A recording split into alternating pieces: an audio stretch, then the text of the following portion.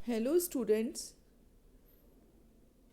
आज मैं BSc part 1 के यूनिट 5 में जो चैप्टर दिया गया है आपके सिलेबस में, हैलोजन डेरिवेटिव्स ऑफ हाइड्रोकार्बन अर्थात एल्काइल और एराइल हैलाइड्स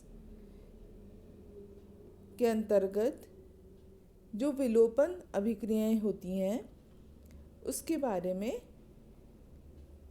समझाऊंगी कि वे किस प्रकार से होती हैं, उसकी मैकेनिज़्म क्या है और जो रेट ऑफ रिएक्शन है या रिएक्टिविटी का ऑर्डर क्या होता है।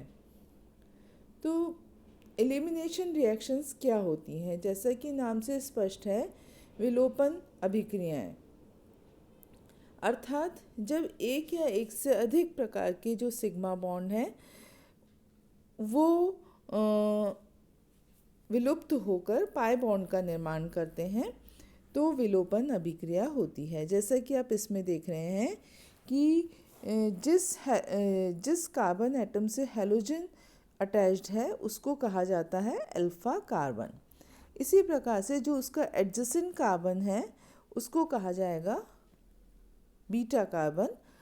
और अल्फ़ा और बीटा में से दोनों के जो सिग्मा बॉन्ड से अटैच्ड हैं वो दोनों ग्रुप जो हैं वो निकल जाते हैं और इस प्रकार से हमें एल्कीन प्राप्त होता है।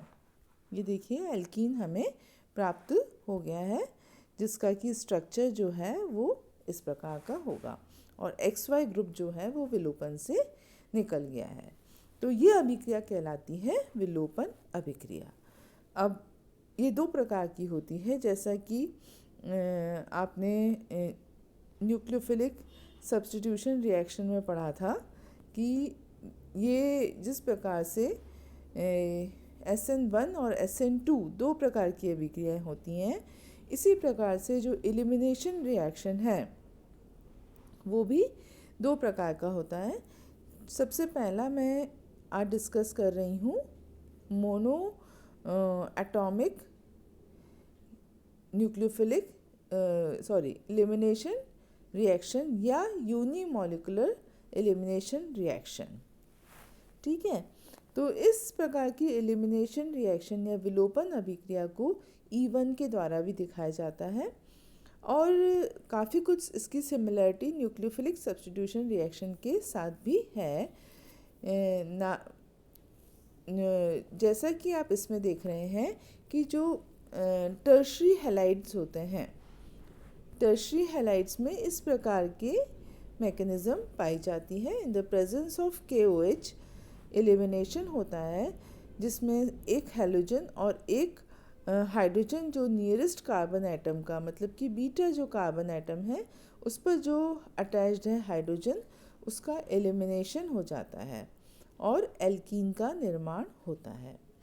तो एक बार हम इसकी मैकेनिज़्म पर ध्यान देते हैं कि कैसी मैकेनिज़्म होती है। देखिए, इसमें जिस पर हैलोजन अटैच्ड है वो है आपका अल्फ़ा कार्बन एटम। ठीक है, उसके साथ में जो एडजेसेंट है वो है बीटा कार्बन एटम। इसमें से एक हाइड्रोजन निकल गया और अल्फ़ा में से HCl निकल गया। तो जो फर्स्ट स्टेप है उसमें कार्बोकैटायन का निर्माण होगा और हैलोजन के निकलने से जो कार्बोकैटायन हमें प्राप्त होता है वो है टर्शरी ब्यूटाइल कार्बोकैटायन। अगेन अब आप समझ सकते हैं कि जो रिएक्टिविटी का ऑर्डर क्या होगा।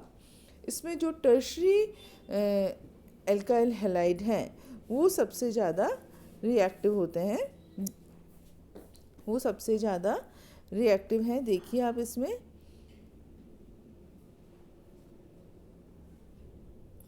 ये देखिए, ये जो सीरीज़ दिख रही है उसमें जो टर्शरी है वो सबसे ज़्यादा एक्टिव है, फिर सेकेंडरी है और फिर प्राइमरी है। तो और ये ऑर्डर क्यों है? ड्यू टू द जो कार्बोकैटायन बन रहा है उसकी स्टेबिलिटी जो है वो उसकी रिएक्टिविटी को प्रभावित करेगी। तो टर्शरी ब्यूटाइल कार्बोनियम आयन जो है वो सबसे ज़्यादा स्टेबल है, इसीलिए टर्शरी एल्काइल हैलाइड की विलोपन का क्रम भी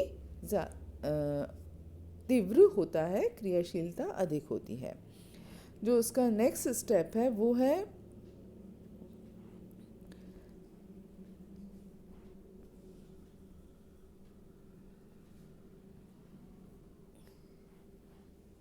जिसमें कि एल्काइल हैलाइड से जो हमें कार्बोकैटायन प्राप्त हुआ है अल्फा विलोपन से, वो in the presence of base जो है, अब इस केस में जो है बीटा समूह निकलेगा और बीटा हाइड्रोजन निकलेगा और हमें एल्कीन प्राप्त होगा।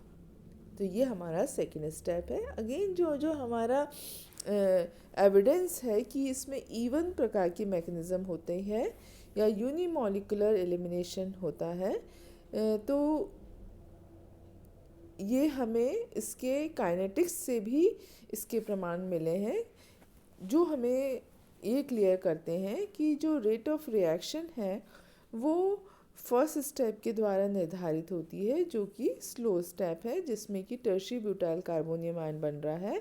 और जो रेट ऑफ रिएक्शन है, रेट ऑफ रिएक्शन जो है वो हम रेट ऑफ रिएक्शन का निर्धारण जो है वो उसके ऊपर, जैसा कि आप इसमें देख रहे हैं कि केवल एक ही रिएक्टेंट पर निर्भर करता है, वो है tertiary butyl chloride. Tertiary butyl chloride पर रेट ऑफ रिएक्शन निर्भर कर रहा है और यही कारण है कि इसकी जो मॉलिकुलरिटी होती है वो भी 1 ही होती है। अब नेक्स्ट डिस्कस करेंगे हम